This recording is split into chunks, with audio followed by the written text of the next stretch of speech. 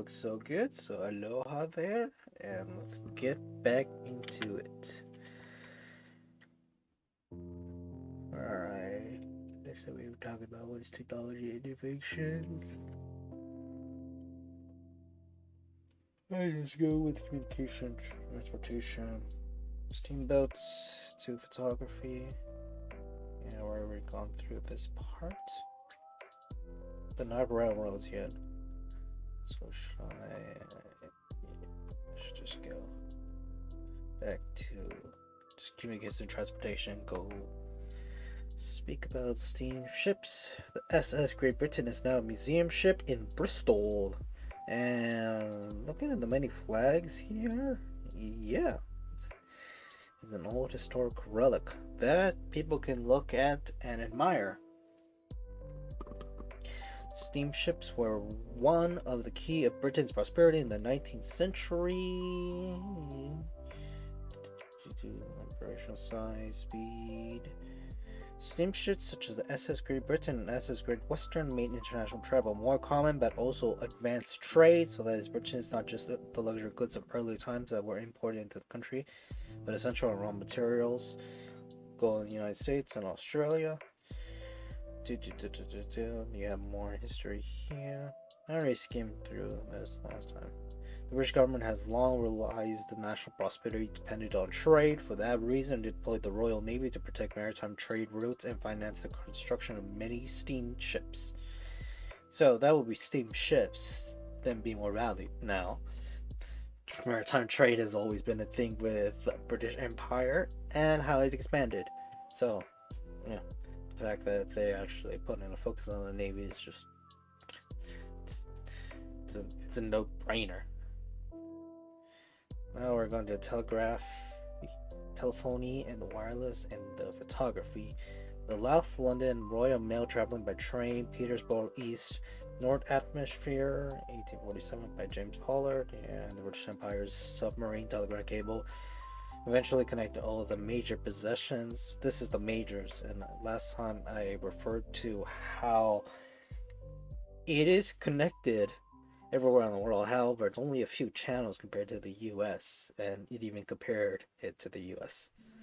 Although the idea of transferring messages via electrical signals dated back to the 18th century, is not until the 1820s that advance of the study of electricity and magnetism to the practical reality. Yeah, I've already gone through the design, how a bunch of people were inspired too. In 1876, Alexander Graham Bell patented the telephone. He didn't invent it, but he patented it, and he made it a standard for everybody to use. And for that, he is a pioneer to the wide use of telephones till this day. The telephone enabled rapid personal communication. A little over a decade later, only 36,000 telephones were in service in Britain, and 150 in America had telephones. Yeah, this shows comparison, but also I also want to compare Thomas Edison with his discoveries, mainly because he patented and marketed it. And wanted to elaborate a little bit more with that when it comes to the use of light bulbs, electricities in national electric grids, especially in the US. And then, there's also other infamous things like the electric chair, which I think that legacy is something he will be most infamous for, most widely known for, because of the use of animals and people in order for him to get some legitimacy with that. Anywho, yeah, Hertz's experimental work in electrical magnetism stimulated interest in the possibility of wireless communication. Then it goes further into this. In the fact, the global communication network of the 21st century has its roots in the Victorian era. Another important innovation in communication was the penny black, the first postage stamp which standardized postage to a flat price regardless of distance sent. Railways. A central development during the Victorian era was the rise of rail transport. The new railroads all allow goods, raw materials, and people to be moved about.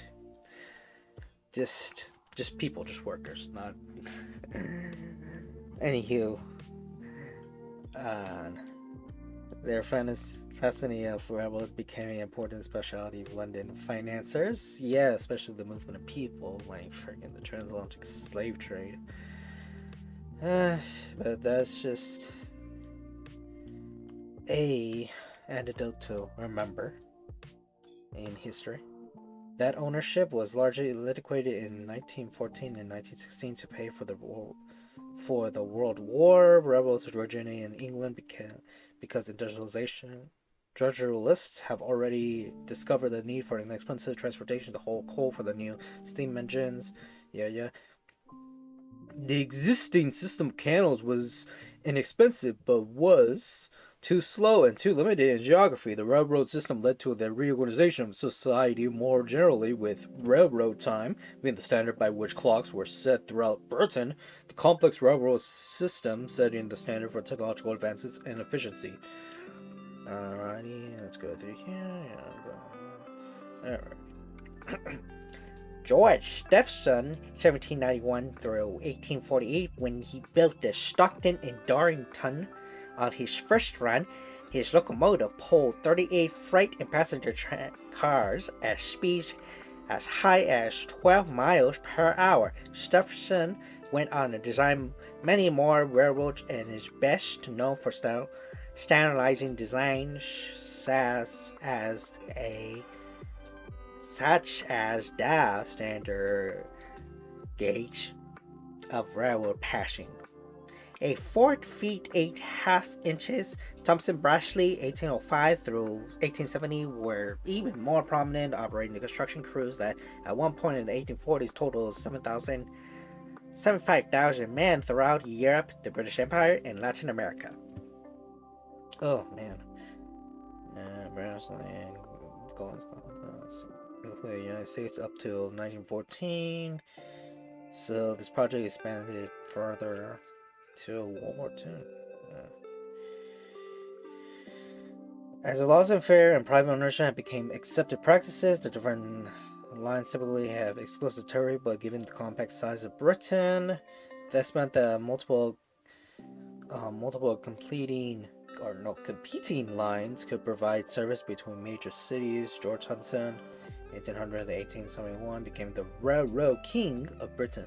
So it's just referring to the dates, which I thought that was when. Yeah. I thought that's those are the dates where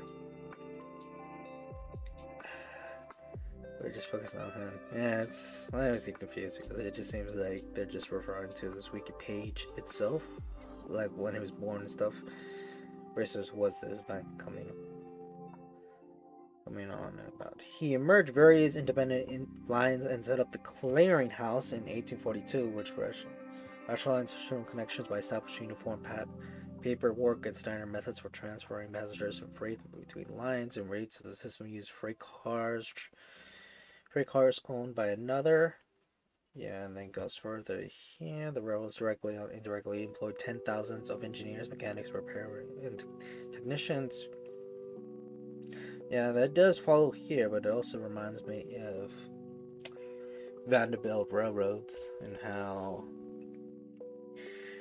vast some of the industrials and company can expand, because railroads was pretty much investing in property throughout the world and transportation, so many sectors just to get rich from.